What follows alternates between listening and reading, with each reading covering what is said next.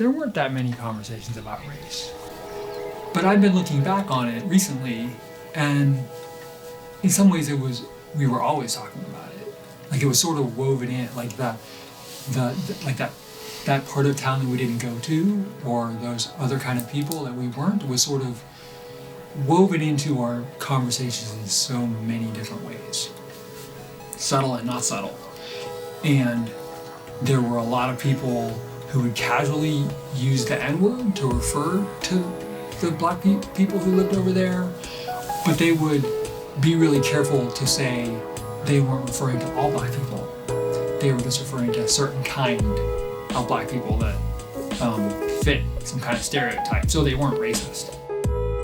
How come you and Dad don't know any of those families? How come we don't know any of those families? And I remember looking out and immediately, already at that time, thinking and seeing the black folks in the town, next town over, as somehow like just being very different.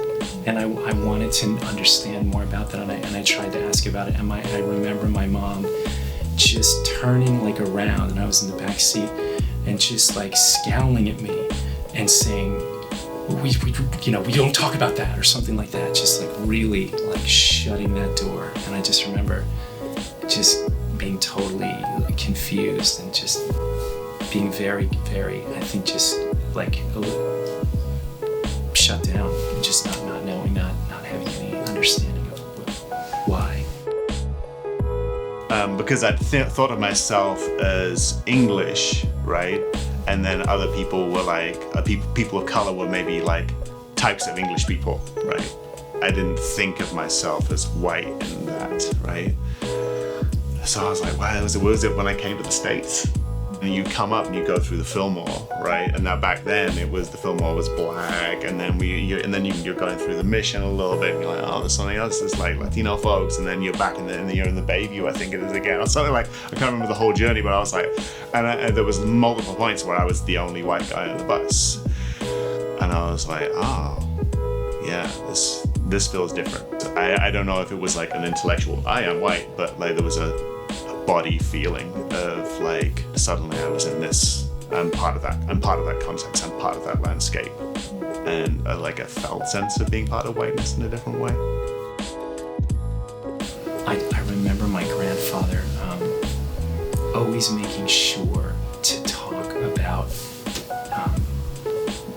the coloreds and the colored people in Jackson, Michigan, and how I don't know why they blah blah blah, and it was almost always not being able to get or hold jobs, not being able to behave properly. Whenever I would try to have a conversation or ask a question, it was like that's just how they are, and we don't talk about it. Well, I grew up in a town that was 100% white by design. Part of that, the housing segregation, community separation. It was created that way after World War II for white veterans to buy homes. The messaging that I got was by way of a complete absence of any people of color, and therefore of any discussion other than really abstract. That whole program was very explicitly and unashamedly racist. The segregation was just normal. That's the way it was. And nobody talked about it.